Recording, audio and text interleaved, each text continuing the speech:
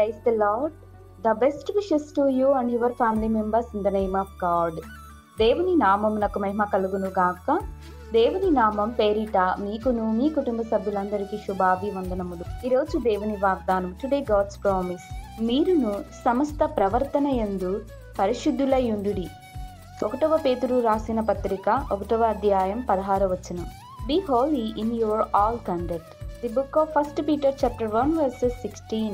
క్రీస్తునందు ప్రియా సహోదరి సహోదరులారా, ఈ ఉదయకాల సమయంలోనూ ప్రభువైన యేసుక్రీస్తు వారు మనతో తెలియచేస్తున్న మాట ఏమిటి అంటే, మీరును సమస్త ప్రవర్తనల యందు పరిశుద్ధులై ఉండుడి అని పేతురు గారి ద్వారా దేవుడు తెలియచేస్తున్న మాటలివి. చూడండి ప్రియ సహోదరి సహోదరులారా, మనల్ని పిలుచుకున్న దేవుడు పరిశుద్ధుడై ఉన్నాడు కనుక మనము కూడా పరిశుద్ధంగా జీవించాలి. సమస్త ప్రవర్తనల యందు మనం పరిశుద్ధులై ఉండాలి. మన మాటలోను, చూపులోను, వస్త్రధారణలోను, చేష్టల్లోను, మన చూపుల్లోను ప్రతిదీ కూడా పరిశుద్ధంగానే ఉండాలి.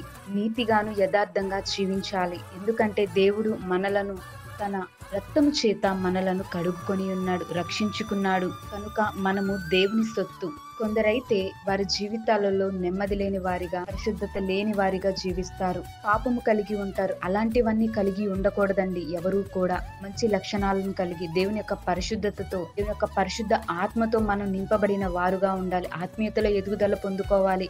ప్రతినిత్యం వాక్యం చదివే వారుగాను మనం అనుదృష్టి, మంచి జ్ఞానమును కలిగి ఉండాలి. కనుక మనం దేవుడిని నిరంతరం ప్రార్థించాలండి, దేవుడిని అడగాలండి. దేవుడే మనకు సహాయకుడు.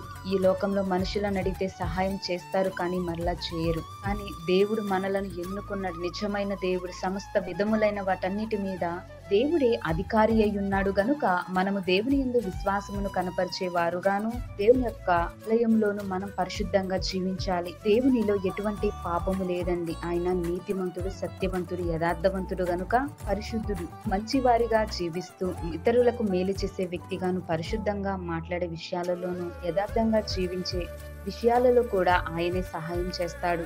సాతాను ఎవరిని మిరిముదునా, ఎవరిని పాపములో పడవేయాలని తప్పుదారులను పట్టిస్తుంది. చెడ్డ ఆలోచనలను, చెడ్డ తలంపులను కలుగ చేస్తుందండి. వాటిని మనం గమనించుకోవాలి. ఏది మంచిది, ఏది చెడ్డది అనేది ఆలోచించి దేవుని యందు నిజమైన విశ్వాసాన్ని కనపరుస్తూ ఆయన యొక్క మహిమను మనము ధరించుకోవాలి. ఆయన పరిశుద్ధతను మనమందరము కలిగి ఉంటే దేవుడు తప్పకుండా మనకు సహాయం చేసి దేవుని యొక్క పరిశుద్ధ ఆత్మలో మనలందరినీ కాచి కాపాడును గాక.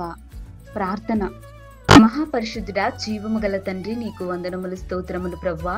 ఈ ఉదయకాల సమయంలో నాయన నీకు ప్రార్థిస్తున్నాము దేవా, మాకు సహాయము దయచేయండి ప్రభు. ఈ లోకంలో జీవిస్తున్నా మేము పాపులమై ఉన్నాము దేవా, మమ్మలను కడుగండి, మమ్మలను శుద్ధీకరించండి ప్రభు. నీవే మమ్మలను పిలుచుకున్న దేవుడవు. నీవు నీ రక్తము చేత మమ్మలను కడుగుకొని రక్షించుకొని ఉన్నావు దేవా. మేము నీ సొత్తు దేవా, మమ్మలను కడగండి, మమ్మలను శుద్ధీకరించండి. మేము పాపములో పడిపోకుండా ప్రభు నీ యొక్క పరిశుద్ధతలో మేము జీవించే కృప దయచేయండి. మేము పరిశుద్ధంగా ఉండే సహాయము దయచేయండి. మా తప్పులను, మా దోషములను వాటి నుండి విడిపించి మాకు సహాయము దయచేయమని, ఈ వాక్యం వింటున్న ప్రతి ఒక్కరి జీవితాలలో ప్రతి ఒక్కరిని పరిశుద్ధులుగా చేయమని, ఈ రాకడ వచ్చేంత వరకు ప్రతి ఒక్కరు యొక్క పరిశుద్ధ ఆత్మలు ఎత్తబడే కృప దయచేయమని యేసయ్య అతి పరిశుద్ధ నామమున ప్రార్థిస్తున్నాను దేవా. ఆమేన్.